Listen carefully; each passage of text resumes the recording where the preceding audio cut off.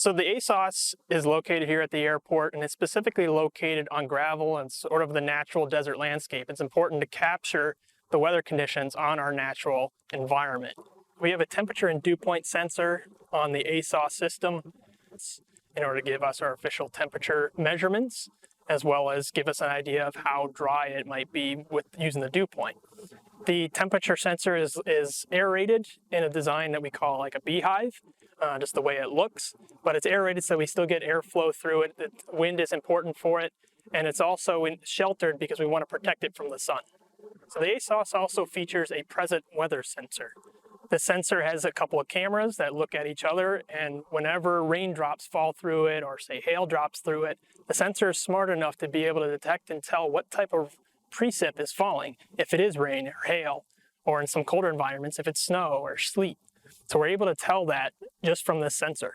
This present weather sensor as well is able to detect when there's dust particles in the air. We get a lot of dust storms that come through here, and it's able to pick up those fine particles and be able to distinguish if there's blowing dust. The ASOS has a cloud sensor, or what we call a ceilometer, as well as a visibility sensor.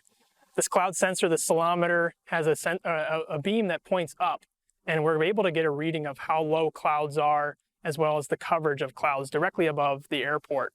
It's also, we do have contract weather observers at the airport that can also manipulate that, provide some more detail as well to the coverage of the clouds. This goes a little bit hand in hand as well with the visibility sensor. Visibility sensor has two sensors sort of pointed at a little bit different angles at each other, and we're able to get a reading as far as how low the visibility is. So if we get a dust storm come through, we can get an idea of how low that visibility is in the dust. It's critical for airport operations because they do have certain visibility thresholds that dictate whenever they may shut down the airport or go into a ground stop for a time period. But it's also critical information for us to know if we're seeing dust storm warning conditions, which is a quarter-mile visibility or less. So the ASOS here is not the only piece of weather equipment at the airport. Specifically, there's two other sensors for wind. You have your traditional windsock here at the airport that a lot of aviators may be familiar with, but also at the major airports you have what are called center field winds. This is a larger tower, usually close to the center of the airport, to get an idea of what the winds are in the middle of the airport.